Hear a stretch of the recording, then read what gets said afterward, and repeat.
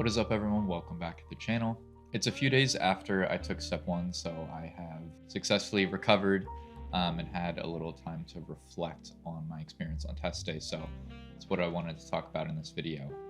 There's a whole bunch of content out there about how to study for the exam, but not too much about how test day actually goes. In order to do that, I wanted to go back a few days before my actual test day. So my test day was on a Monday, which was 2 days before Christmas. I chose to actually schedule the exam back in Maryland just because it was easy to take the exam there, and then I'm already home for Christmas. So I went back to Maryland a few days before my test day. And actually how I planned my study schedule, I was going to take the day before the exam off, just because a lot of people recommend you do that. You want to make sure you're as relaxed and refreshed as you can be going into the exam. One more day of cramming isn't going to help you as much as being refreshed will. So that was my original plan. I was going to take the day off. So that meant 2 days before, which was a Saturday, I was going to actually travel back to Maryland and do some last minute studying. Ended up not really happening.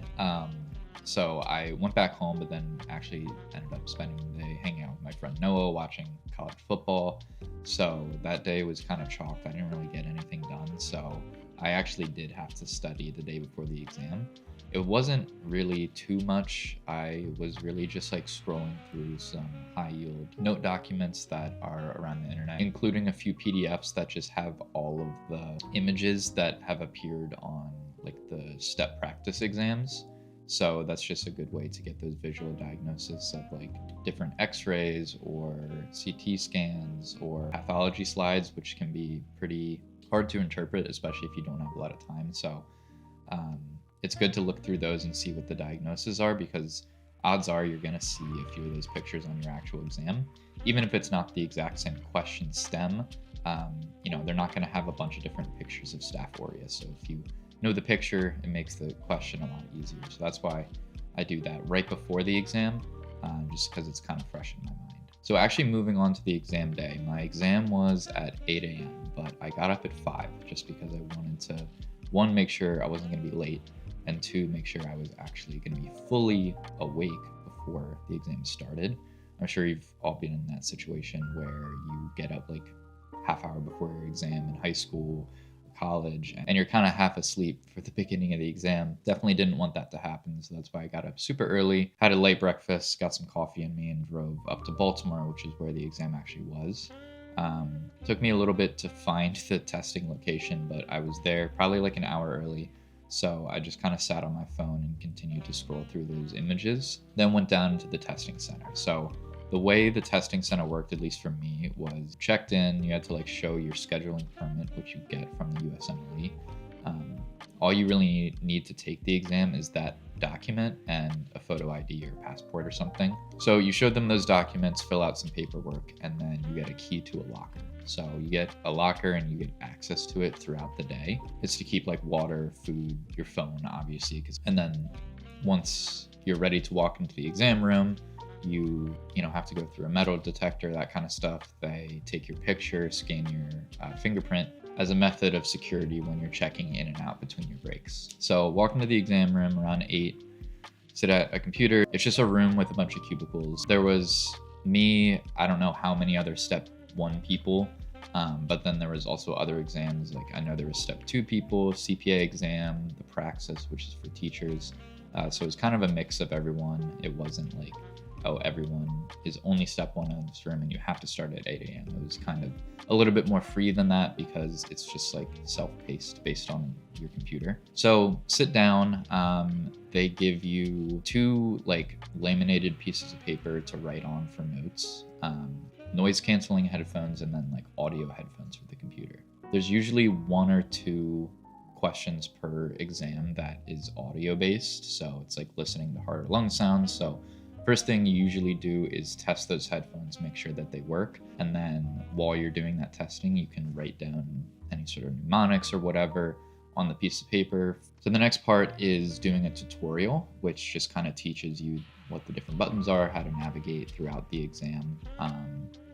If you've taken standardized tests before, especially doing the free 120, which is given out by the USMLE, and it's made to simulate everything you're going to see on the test. You can skip that tutorial because you've already been through it, you know what all the different buttons do. And that's highly recommended because if you skip the tutorial, you get that extra time back added to your break time. So normally you have 45 minutes of break time to use however you want throughout the day. But if you skip the tutorial, you get an extra 15 minutes. So you get an hour total of break time throughout the exam. The exam is split up into 7 question blocks of 40, so 280 total questions. And then you have an hour for every block. So it's 7 hours total, plus the break time is 8 hours. As I said, you can use the break time however you want. So my strategy was earlier on in the test where I wasn't as fatigued. I did a few back-to-back sets. So kind of 80 questions total before taking a break. And then later in the exam, when I was kind of dragging, I'd already done 240 questions. I wanted more break time just to, get some more water in me, some more coffee, do some jumping jacks just to make sure I wasn't falling asleep.